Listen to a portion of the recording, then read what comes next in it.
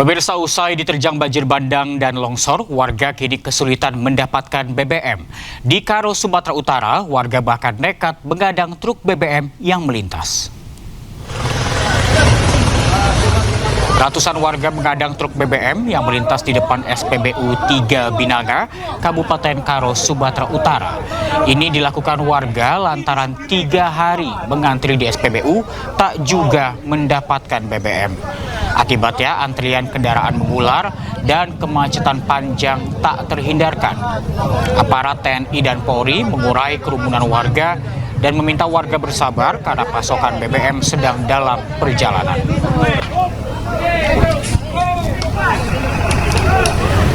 Antrian panjang kendaraan juga terjadi di sejumlah SPBU di Aceh Barat. Warga berbondong-bondong datang ke SPBU karena takut stok BBM menipis. Padahal pemerintah Kabupaten Aceh Barat dan Pertamina telah menyampaikan bahwa stok BBM untuk kebutuhan masyarakat cukup.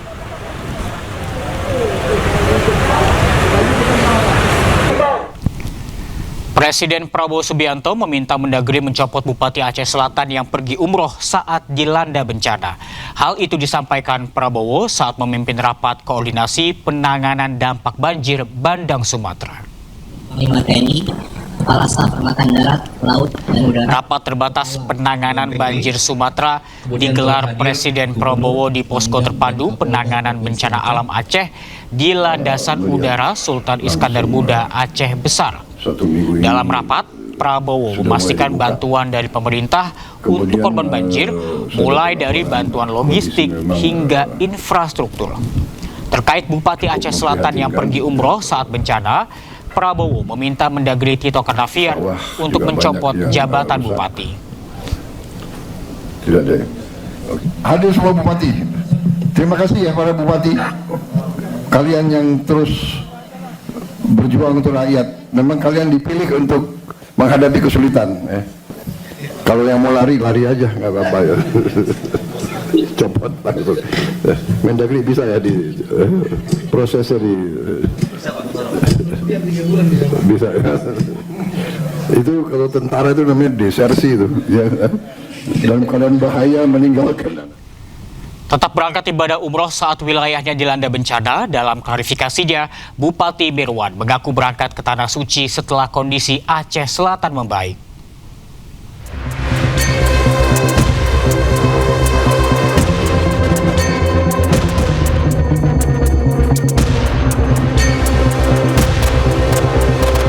Bupati Aceh Selatan Mirwan MS menjadi sorotan karena melaksanakan ibadah umroh ke Tanah Suci di tengah banjir besar yang melanda wilayahnya. Sedikitnya 11 kecamatan di Aceh Selatan terdampak bencana. Banyak warga mengungsi dan minim bantuan. Bupati Aceh Selatan sebelumnya mengajukan izin umroh ke Gubernur Aceh pada 24 November 2025.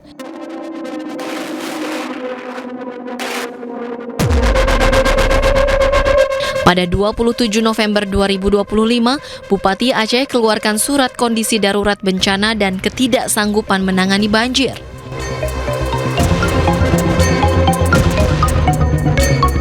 Surat Gubernur Aceh tanggal 28 November 2025 menyebut tidak mengizinkan Bupati Mirwan untuk berangkat umroh.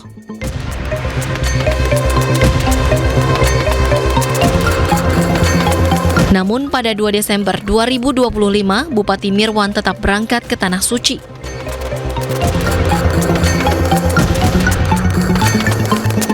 Kemudian pada 5 Desember 2025, Aceh Selatan kembali dilanda banjir tanpa bupati. Sementara pemerintah daerah Aceh Selatan meluruskan isu terkait surat Gubernur Aceh yang menyebut keberangkatan Bupati Mirwan tanpa seizin pemerintah provinsi. Menurut Pemda Aceh Selatan, surat baru diterima pada 2 Desember 2025 saat Bupati Mirwan sudah berada di Tanah Suci. Penyebutan beliau tidak menggubris rekomendasi surat Gubernur Aceh itu tidak benar karena beliau berangkat umroh di belakang surat itu keluar. Dalam klarifikasinya, Bupati Mirwan mengaku berangkat ke Tanah Suci setelah kondisi Aceh Selatan membaik. Mirwan menyebut telah meninjau sejumlah lokasi terdampak dan menyalurkan bantuan kepada warga. Mungkin antara ibu dan bapak, mungkin anak yang mau jajan apa, saya ada menitipkan sedikit rezeki saya dari gaji saya. Saya selaku Bupati Aceh Selatan bersama Forkopimda, ada Bapak Kapolres, Pak Dandim 0107, juga dari Pak Kompi Brimob, yang luar biasa telah bekerja keras untuk membantu masyarakat. Sementara saat dihubungi tim redaksi iNews, Mirwan menyebut akan pulang ke Indonesia pada 6 Desember setelah mendapat informasi air kiriman dari Aceh Tenggara naik. Atas tindakannya ini, Mirwan pun dicopot dari jabatan Ketua DPC Partai Gerindra Kabupaten Aceh Selatan. Tim Liputan iNews melaporkan. Pemirsa, upaya mendorong lahirnya pelaku usaha muda semakin nyata. Sebuah event digelar dengan menghadirkan program pembinaan bisnis di Kota Bandung.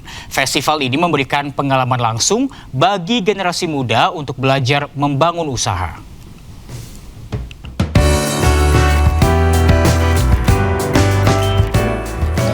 Bandung menjadi kota kedua dari 5 rangkaian Gen KBIS setelah sebelumnya sukses digelar di Batam. Kota Bandung dipilih karena dikenal sebagai pusat komunitas kreatif dengan ekosistem wirausaha muda yang berkembang pesat. KB Bank pun memilih 20 semifinalis untuk mendapatkan pembekalan tentang strategi bisnis hingga pematangan model bisnis dari mentor dan praktisi industri.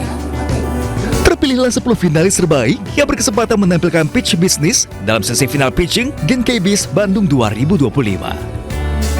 Kita ingin menggalakkan semangat anak muda untuk berusaha, berwira swasta, dan juga kita ingin menemani mereka dalam journey mereka menuju karir mereka dan juga menabung dan sebagainya. Jadi kita ingin juga financial literacy serta memberikan dukungan untuk usaha-usaha menjadi wira swasta yang baik. Itu adalah tujuan utamanya. Genstar, ya pada hari ini UKB Genstar, terutama untuk literasi keuangan, bukan hanya mengetahui secara finansial, tetapi bagaimana cara kita mengelola keuangan masa depan, ya, dan memastikan bahwa generasi kita yang masih muda-muda ini mengerti mengelola keuangan dan juga untuk mempunyai usaha ke depannya. Jadi untuk memaksimalkan usaha-usaha yang ada dan juga membesarkan usaha yang ada. KB Bank juga menghadirkan Star Festival Bandung 2025 yang menggabungkan unsur hiburan, edukasi, dan pemberdayaan. Mulai dari kompetisi dance K-pop hingga sesi karaoke ala Korea yang jadi favorit pengunjung. Dari Bandung, Jawa Barat, Januar Candika, iNews melaporkan. 230 pasangan tertipu hingga 16 miliar rupiah. Warga geruduk rumah pemilik wedding organizer di Cipayung, Jakarta Timur. Selengkapnya usai jeda.